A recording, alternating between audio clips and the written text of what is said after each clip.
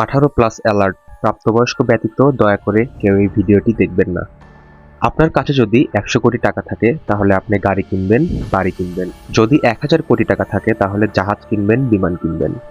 আর যদি 10 লক্ষ কোটি টাকা থাকে তাহলে বাচ্চা মেয়েদের মাংস খাবেন। জীবন্ত মেয়ে শিশুর পেট চিরে নাড়ি ভুঁড়ি আলাদা করে অন্ত্র থেকে পায়খানা বের করে গিলে খাবেন। কোনো কল্পকাহিনী বলছি না, এমনটা সত্যি ঘটেছে। পশ্চিমা বিলিয়নিয়াররা এত বছর এসবই করে এসেছে।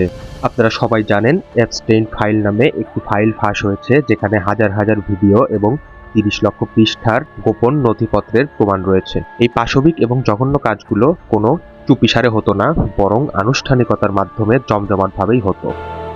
ইসরায়েলি গোয়েন্দা জেফরি অ্যাপস্টাইন এবং তার ওয়াইফ মিলে ফ্লোরিডার গোপন একটা দ্বীপে এই পাশবিক আয়োজনটা করত।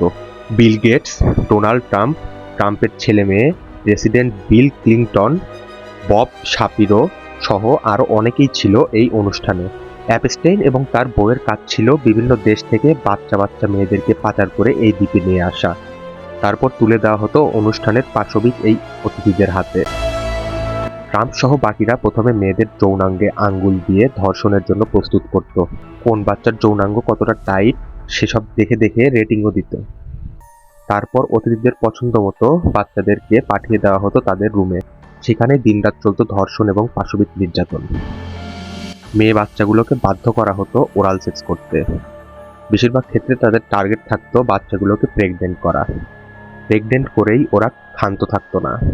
পরে সেই প্রেগনেন্ট বাচ্চা মেয়েদেরকে অ্যাবর্শন করে ভ্রূণ বের করে স্যুপ বানিয়ে খেত। এমনকি জীবন্ত মেয়েদের পেট চিরে নাড়ি ভুঁড়ি আলাদা করে অন্ত্র থেকে পায়খানা বের করে গিলে খেত। কাবাবের মতো করে পুড়িয়ে পুড়িয়ে বাচ্চাদের মাংস খেত, পার্টি করত, উল্লাস করত।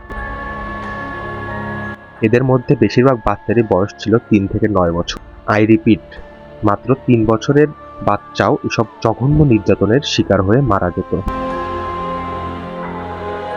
অ্যাপস্টেইন নামক লোকটা এত সব বাচ্চা মেয়েকে সাপ্লাই দিত এবং জঘন্য কাজে সাহায্য করত, যাতে সে পরবর্তীতে বিভিন্ন রাজনীতিবিদদের ব্ল্যাকমেইল করতে পারে এবং গোয়েন্দা বাহিনীদের স্বার্থ হাসিল করতে পারে। ক্ষমতা এবং স্বার্থের লোভেই তাদের বাহিনীগুলো এত বছর ধরে এই নোংরা কাজগুলো করে আসছিল।